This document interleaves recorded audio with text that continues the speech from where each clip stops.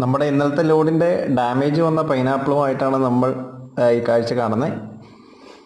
നമ്മൾ എത്തിയിരിക്കുന്നത് എന്നൊരു വിപണിയിലാണ്. മാർക്കറ്റ് VAPCKയുടെ പോത്താനിക്കാട് മാർക്കറ്റിലാണ് നമ്മൾ എത്തിച്ചേർന്നിരിക്കുന്നത്.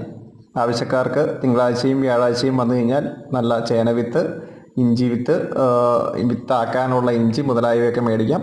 കുംഭമാസമാണിപ്പം.